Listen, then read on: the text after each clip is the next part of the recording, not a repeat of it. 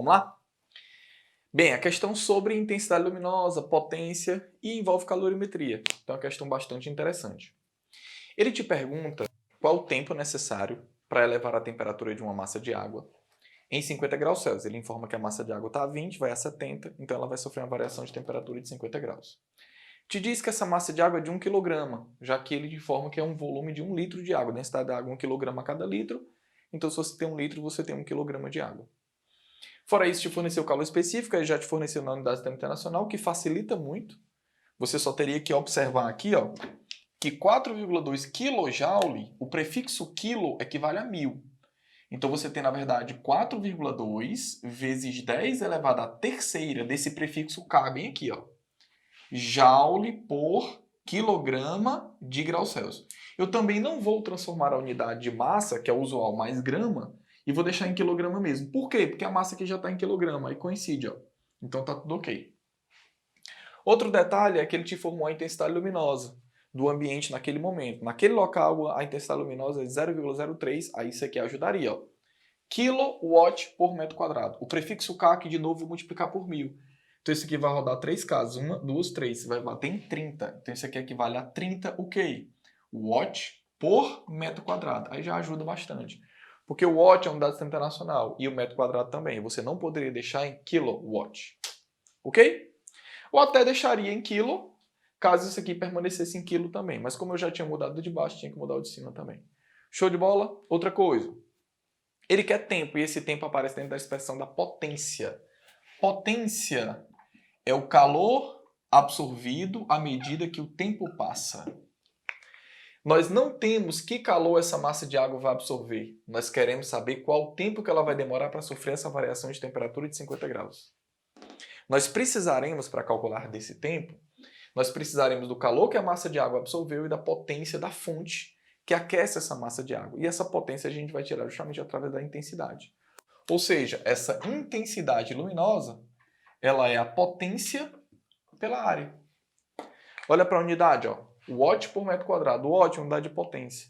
Metro quadrado, unidade de área. Onde é que você vê essa expressão? Lá dentro da óptica.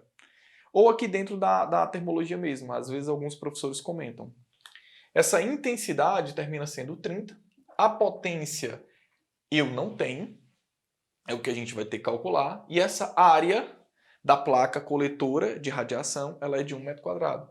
Então você nota que essa potência vai terminar sendo de 30 o quê? Watts. Então a potência você já calculou. A potência aqui, ó, nós já temos. Equivale o quê? A 30. Tá faltando o quê? A quantidade de calor que essa massa de água absorveu. Então, para calcular essa quantidade de calor, vou mudar até de cor aqui para separar, ó. O que é que essa quantidade de calor que a massa de água está absorvendo está provocando na massa de água? Isso você tem que se perguntar. Ela está provocando mudança de estado físico na massa de água? Ela está provocando variação de temperatura na massa de água? Aí você leu através da questão e percebeu que a massa de água sofreu uma variação de temperatura de 50 graus. Se foi variação de temperatura, a quantidade de calor é sensível ou latente? Sensível. Perfeito. Eu escutei daqui você falando de casa. Ou seja, massa, calor específico, variação de temperatura. Então, Eduardo, peraí, eu estou começando a estudar agora, voltei aos meus estudos agora, decidi dar mais atenção, quero fazer um curso bem difícil.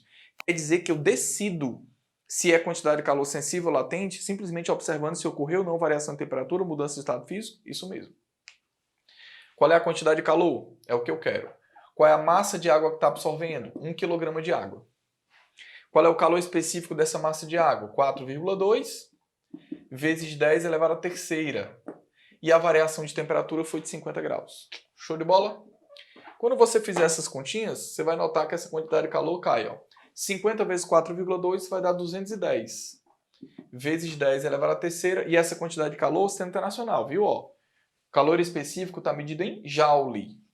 Então, a gente tem que usar a quantidade de calor no sistema internacional, medido em joules. Não é muito comum dentro da calorimetria, mas está se tornando bastante usual nas questões de hoje em dia. Mas é mais comum que você encontre as questões de calorimetria com quantidade de calor medida em calorias. E essa transição de caloria para joule você tem que fazer facilmente e rapidamente.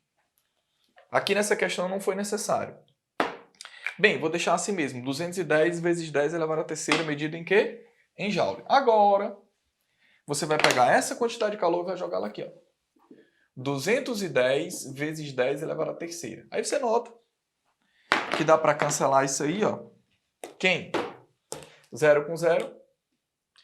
21 dividido por 3, 7. Essa variação de tempo, esse intervalo de tempo termina sendo de 7 vezes 10 elevado à terceira em segundos, ou seja, 7.000 segundos. Beleza?